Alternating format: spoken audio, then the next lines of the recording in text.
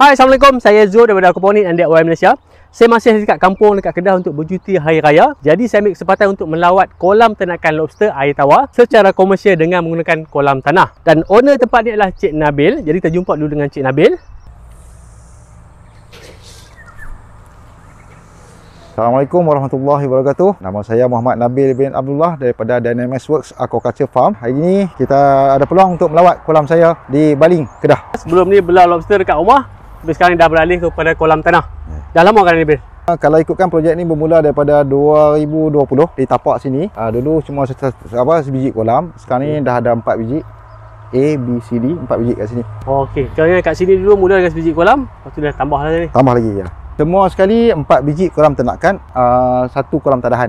4 kolam ternakan, 1 kolam tadahan untuk tadah ayak lah. Ya. Sistem lain sikit kan, bukan macam konvensional punya menternak kan? Ya, betul. Kalau dulu sistem kami, air masuk dan air keluar. Okey. Yang sekarang ni yang kami buat, air tu kita rawat, kita gunakan probiotik, kita gunakan EM, kita gunakan mineral. Lepas tu bila kita kenyang kolam, air kolam tu kita masuk ke kolam takungan. Bila siap treatment untuk kolam tanah, kita ambil balik air tu. Masuk balik. Kita guna semula. Maksudnya dekat sini tak ada lah, dekat dengan sungai, pam air sungai tak ada. Tak ada. Kita guna macam tu. Tu ada kelainan sikit lah. Ada kolam tanah ni orang akan buat dekat dengan sungai. Ya. Air sungai masuk, keluar kan? Ya. Jadi air yang bawa keluar ni kita guna balik. Okey, biasa kalau kolam tanah ni, berapa lama tempoh matang? Berapa lama kita nak belah sampailah kita boleh harvest lah?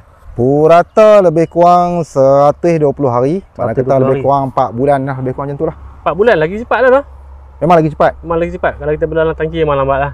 Ya, cuma makan masa sikit sebab dalam tangki kita dapat pembesaran lebih kurang 1 inci sebulan. 1 inci sebulan. Tapi kalau kolam tanah kita dapat lebih kurang 1.5 inci sebulan. Dalam sebulan 1.5 inci kolam tanah. Ya. Jom kita tengok. Jom. Tapi yang ni kita baru tak sampai 2 bulan lagi. Oh, tak sampai 2 bulan lagi. Tak sampai 2 bulan lagi. Kita tengok dulu. Kita buat sampel. Masa masuk saiz berapa inci tu?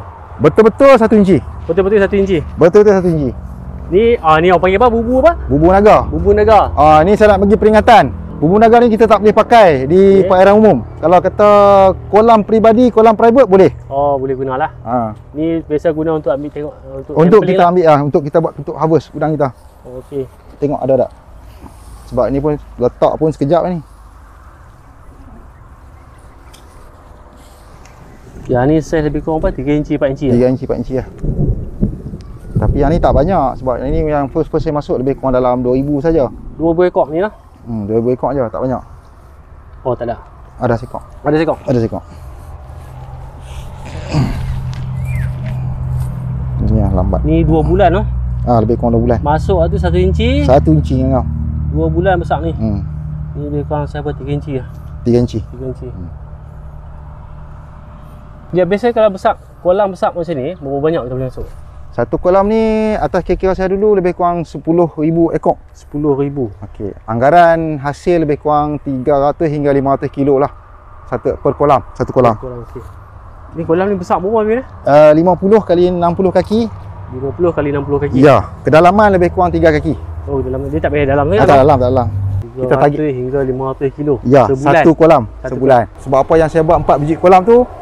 Jadi kita bagi tahu setiap satu cycle dia adalah 4 bulan. Kalau kata saya ada 4 biji kolam, jadi saya boleh stagger sebulan. Jadi setiap bulan akan ada pengeluaran. Setiap bulan ada pengeluaran. Sebab kita tak mau kita punya chain supply tu macam terhenti tengah-tengah jalan. Jadi setiap bulan kita boleh commit dekat customer, okey, saya boleh bagi 300 hingga 500 kilo. Customer pun rasa macam secure lah pembekalan untuk depa tu. Ni soalan yang biasa orang tanya pasal lobster lah. Okey. Tentang pasaran. Baik. Setakat ni pasaran di mana?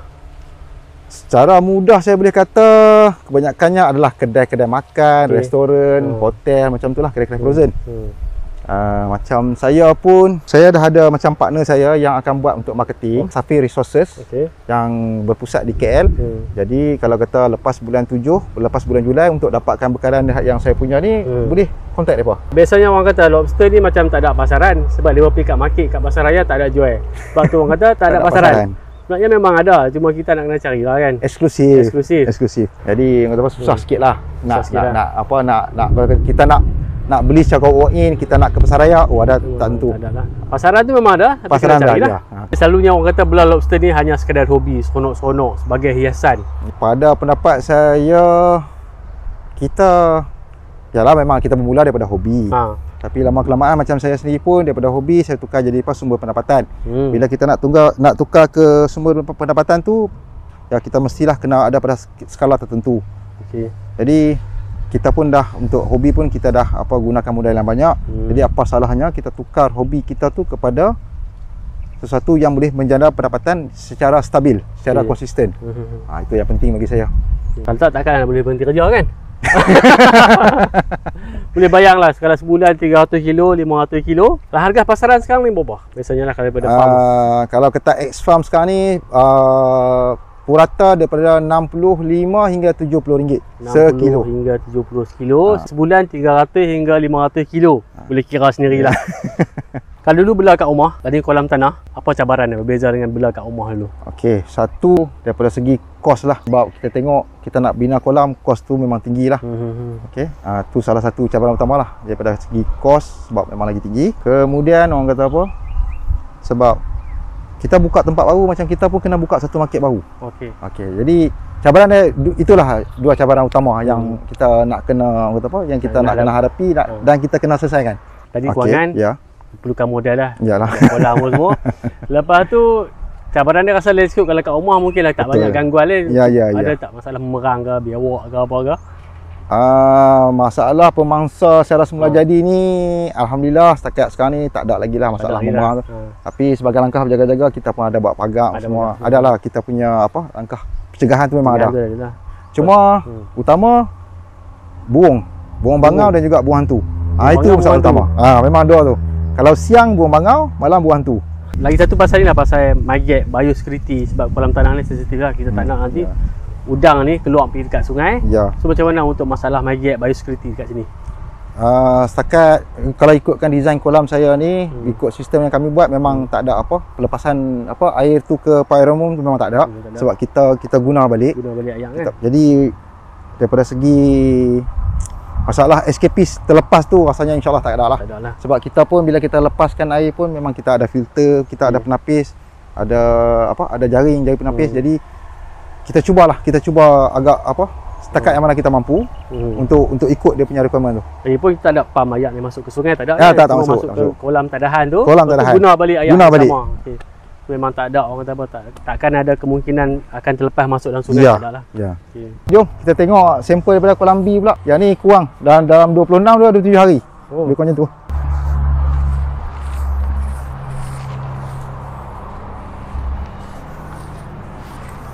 Yang ni kita gunakan bubu payung untuk ambil sampel. Yang ni bubu payung? Bubu payung.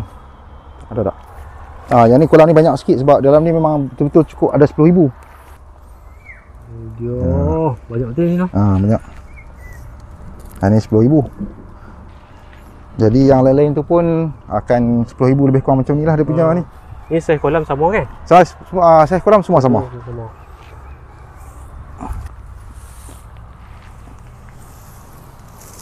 Masalah dengan bubu payung ni masalah kita nak keluarkan dia susah. Dia tak macam bubu guna naga.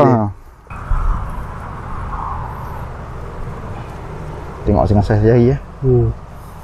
Besar.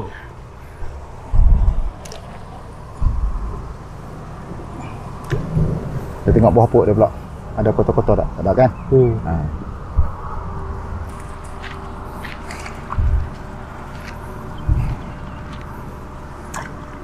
Kalau tengok dekat bawah ni, walaupun kolam tanah tapi nampak bersih ya kan? Ni apa rahsia? Ada rahsia kan ni? Adalah sikit-sikit.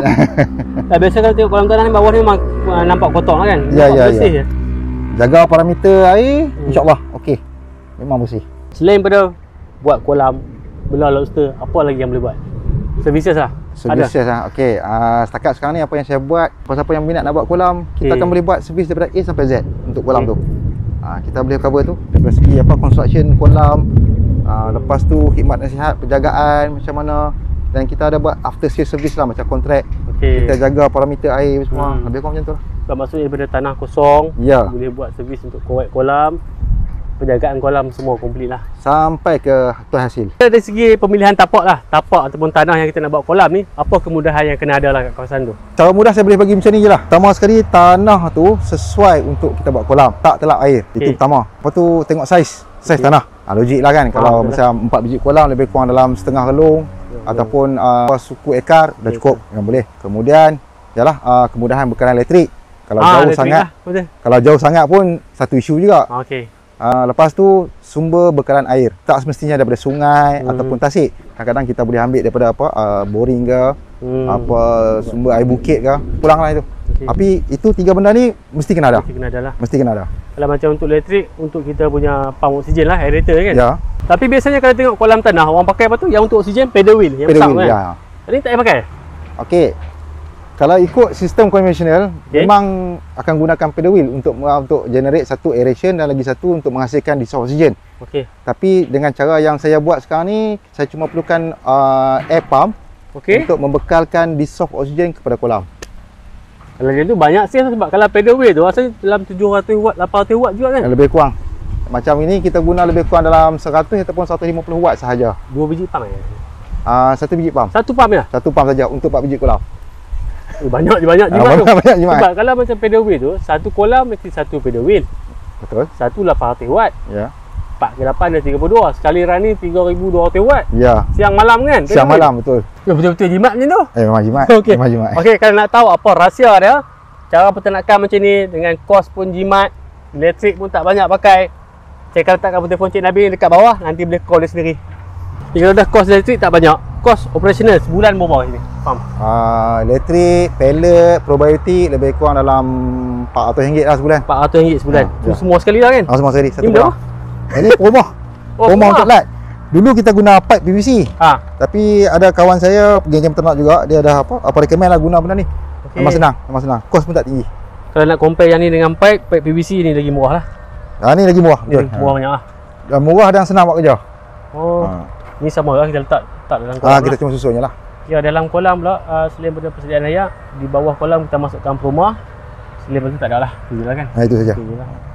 Okey, kalau dari segi rawatan air pula lah, apa parameter yang nak tengok untuk kolam tanah ni? Biasanya kita tengok yang asas dulu 3. Kita tengok pH, TDS dengan suhu. Okey, 3 yang basic tu lah. Ya.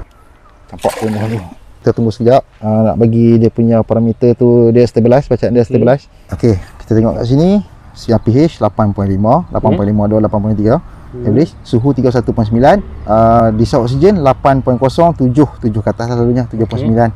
Ini ppm TDS 400, 86. So lebih kurang macam ni lah. Dia kalau DO ni, minimum DO requirement berapa?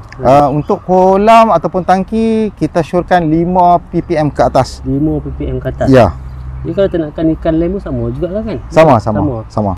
Untuk buat comparison, kalau kita guna pedal wheel, kita dapat lebih kurang 5.5 ataupun 6.5 paling maksimum.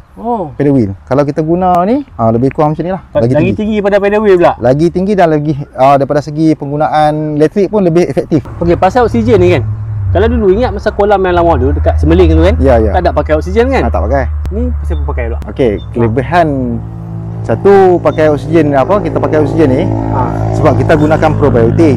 Probiotik memang perlukan untuk dia bekerja, dia perlukan oksigen yang tinggi. Jadi saya boleh kata daripada segi kelebihan lah, bila kita bagi oksigen macam ni, satu dia membantu pembesaran lah.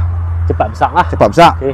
Kemudian daripada segi parameter air, daripada segi orang kata probiotik tu tolong untuk menguraikan amonia kepada nitrat tu lagi cepat. Jadi banyaklah, itu antara dua ni yang utama lah. Daripada segi kepadatan pun bila kita bekalkan oksigen ni memang kita boleh isi lagi banyak. Kalau dulu satu kaki persegi untuk saiz 4-5 inci kita boleh letak seekor. Sekarang ni kita boleh letak 2 ekor. Jadi dah jadi double kat situ. Dia boleh masuk sampai 10,000 satu kolam. Ya. Daripada kecil sampai besar tak payah pindah kolam lah kan, memang dalam ni lah kan. Ya, betul. Jadi kalau kita ada oksigen tambahan dalam kolam ni, jadi kita boleh tambah lagi kepadatan lah, maksud boleh bubuh lagi banyak benda lagi banyak. Untuk makanan memang 100% pellet lah. 100% pellet, ya. Ada makanan lain tak yang kita boleh bagi alternatif? Ada lah, macam orang kata macam hati ayam ke, ataupun orang kata macam sisa-sisa makanan. Tapi bagi saya tak recommend lah gunakan pellet lah. Pun kos pun tak tinggi sebab dia makan tak banyak kan. Macam dia kata ada yang bagi makan sayur, bagi makan carrot. Cuba kita kalkulate balik dia punya kos tu, rasanya lagi mahal ya. Kalau beli sisi kat rumah mungkin okey. Mungkin tapi kalau komersial ni pellet je lah. Memang pellet kita pakai, senang. Sebulan berapa banyak pellet? Kalau saya untuk satu kolam, bulan pertama satu gundi. Bulan pertama satu gundi. Bulan pertama satu kolam. Bulan kedua 2 gundi. Bulan ketiga 2 gundi setengah. Bulan keempat dah jadi lebih kurang dalam 4 gundi setengah ataupun 5 gundi lebih kurang itu tu. yang untuk satu kolam yang 10,000 benih lah. Ya, 10,000. Tapi itu kita boleh anggaran lah. Tapi sebab tu macam setiap bulan saya akan buat kita akan buat sampling size. Okey. Sebab kita bagi makan ikut berat badan dia. Ini size yang pakai sekarang. Oh, ni saya pedet. Saya Jadi berapa persen ni habis? yang ni 38%. 38%. Protein. Nanti akan tukar pada yang tinggi ni ke memang Protein sama tapi dia punya size tu akan lagi besar sikit daripada yang ni. protein sama, cuma saiz pedet lah besar. Size lagi besar. Okay. Ini kalau ikut ni dah fasa kedua ni. Kalau yang fasa pertama dia kecil lagi. Oh, Yang first bulan pertama kan. Sebab ni dah masuk bulan kedua, saya tukar pakai yang ni lah. tukar besar sikit lah. Ya. Okay, dari segi penjagaan, selain daripada bagi makan, cuma pastikan oksigen. Tapi oksigen pun taklah kritikal sangat kan. Ya. Kalau oksigen mati pun tak ada masalah. Sebab oksigen cuma tambahan saja kan. Ya. Dari segi penjagaan je tak banyak kerja lah, cuma bagi makan je lah. Bagi makan, lepas tu mungkin kita bersihkan kawasan sikit-sikit, umput-umput, itu je lah. Tapi parameter ayak kadang kita check. Itu kena Itu check. je lah. Biasa check berapa lama sekali dia? Saya biasanya untuk parameter ayak seminggu sekali. Seminggu sekali check no. Seminggu sekali. Tapi kadang-kadang tu kita rasa dengan kita tengok macam kan ada yang tak kena, macam kita rasa ada benda tak kena, tu kita check. Tu kita check lah. Tu kita check. Jadi jangan tunggu. Benda-benda macam tu jangan tunggu. Okey. Kayaknya dari segi penjagaan memang tak banyak, tak ada masalah banyak lah. Yalah, Bagi makan je lah no. dia tak ada lah orang kata apa macam kerja berat orang kata. Tak berat sangat lah. Tak berat sangat. Ni kalau tebuh auto feeder ni, seminggu sekali main tengok pun tak apa lah. Ah. Okey, biasanya lah kalau kita belah dalam tangki plastik ke dalam canvas, kalau ayak ada masalah, ada amonia tinggi, dan kita pun tak ada cara lain, kita akan tukar ayak, kita akan buang ayak. Tapi kalau kolam tanah ni, kalau nak buang ayak, lepas tu kita masuk ayak balik, ayak yang kita buang tu kita nak buat apa? Lepas ke sungai ke buat macam mana? Jangan lepas ke sungai, jangan buang. Rugi. Sebab ayak tu dia nutrien dia tinggi. Dia mungkin nitrat tinggi semua. Jadi macam saya senang. Sebab saya pun ada tanam ni tanam jagung. Okey. Kira jagung yang saya tanam ni semua sepanjang ni tak ada baja tambahan apa-apa. Semua ni? Sampai ujung sana? Sampai ujung sana. Okey. Lepas tu kalau tengok belah sana pun dekat belah sana. Okey. Tu adik ipar saya pun gunakan ayak yang sama Untuk jagung? untuk jagung. Tak payah berbaja dah? Tanpa baja tambahan. Tapi buah macam ni lah, mungkin grade B macam tu lah. Okey lah ni, besar je lah. Ini ada masak dah ni rasanya. Yo.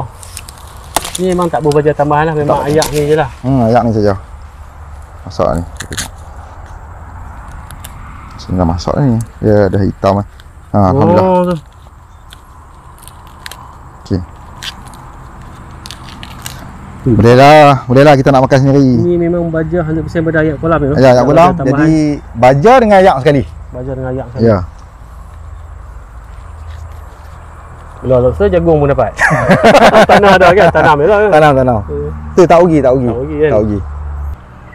Okey, itulah sedikit perkongsian tentang ternakan lobster air tawar dengan menggunakan kolam tanah secara komersial. Dan kalau tuan-tuan berminat untuk menternak lobster ni dan tuan-tuan perlukan khidmat nasihat, tuan-tuan boleh kontak Cik Nabil. Saya akan letakkan nombor telefon Cik Nabil dekat bawah dekat video description. Dan bagi saya sendiri pun, bila saya dah datang ke sini bersembang dengan Cik Nabil, tengok macam mana cara dia menternak ni, banyak benda yang saya dapat belajar. Inilah cara kalau tuan-tuan nak komersialkan ternakan lobster air tawar ni. Okey, sampai jumpa lagi. Jangan lupa like dan subscribe YouTube channel Kulit Malaysia. Jumpa lagi. Assalamualaikum.